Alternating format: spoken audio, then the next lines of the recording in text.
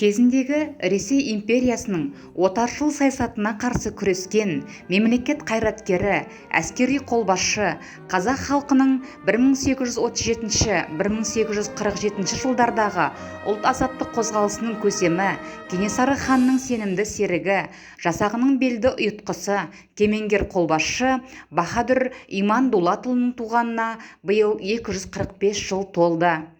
Иман Дулатұлы 1916 жылғы орыс патшасының Юн жарлығына қарсы ұйымдастырылған ұлт-азаттық көтерілісінің бас сардары, халық батыры Амангелді Үдербайұлы Имановтың үлкен атасы. Ол Торғай өңірінен сарбаз жинап, 1838 жылы Кенесары Қасымұлы бастаған көтеріліске өз жасағымен қосылып, Ұлытау, Ырғыз, Торғай далаларындағы ұрыстарда, Ақмола, Айдарлы, Көгалажар, Байтоқ маңындағы шайқастарда ерекше ерлік көрсеткен. Сонымен қатар шайқас алдында қабылданатын маңызды шешімдерге ықпал етіп, хан кеңесінде әскери ғана емес, әлеуметтік және саяси мәселелер бойынша да кеңесші қызметін атқарған. Хан Кене Иманның жасақ алдындағы беделін ерекше көтеріп, есімін атамай, Айеке, Көсемкөк, Бозжорға деп құрметпен атап, әр жорықта жеңіспен оралғанда, Айекем осы жолы да тағы да жеңіспен келді, аман келді деп мақтана отырған екен. Осы құрметке сай Иман батыр да ханға берген сертіне адал, дұшпанына қатал, қашанда хан жасағының бірлігі мен ынтымағын сақтауға көп күш жұмсаған. Сол көтеріліске қатысқан ақындардың жырларында хан Кененің Иманның жауынгерлік өнері мен тәжірибесін аса жоғары бағалағанын, Иман бастаған іс пен жорықтар әрқашан абыройлы әрі жеңісті болғанын баяндайды.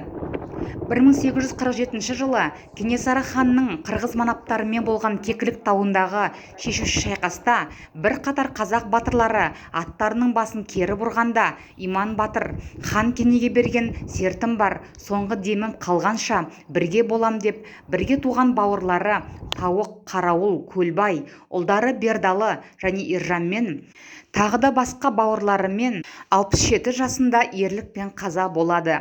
Осы соғыста аман қалған ұлдары Балық пен Үдербай тірі қалған бауырлары мен отбасыларын алып, неше ай жол жүріп, қаншама қиындықты бастан өткеріп, туған жерлері Торғай даласына қайтып келеді. Кейін Амангелді дүниеге келгенде, хан Кененің осы құрметті атауларын еске алып, Аманкелді деген есім берген екен. Иман ата мына 500-дің ішінде жатыр. Мұңайтпас ата да осының ішінде. Мұңайтпас тосын деп Қажымұқан атамыз.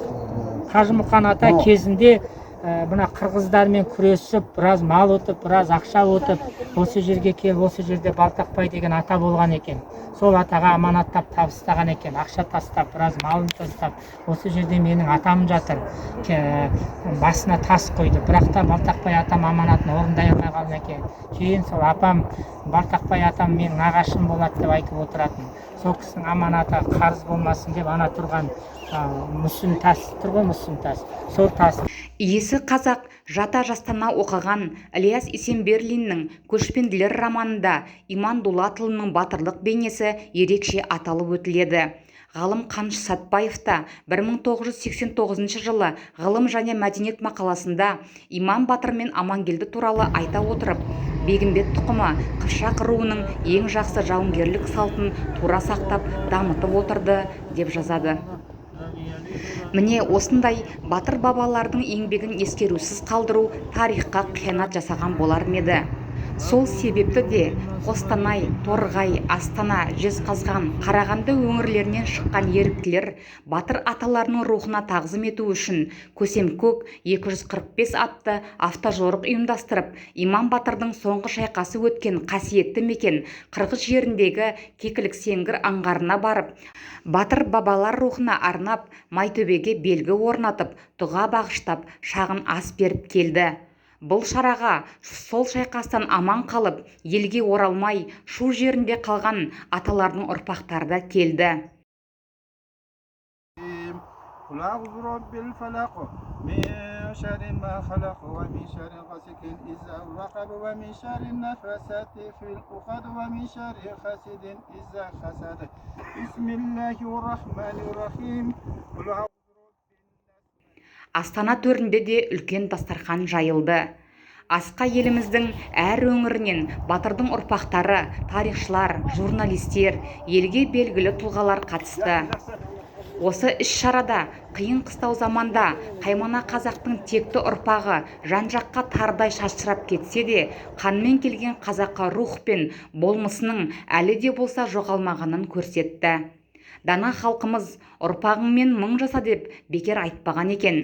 Артындағы ұрпағың саналы, салиқалы болса, елің үшін атқарған еңбегің еленіп, атың мәңгі өшпейтініне осындай маңызды іс-шаралар өтілгенде көзің жете түседі.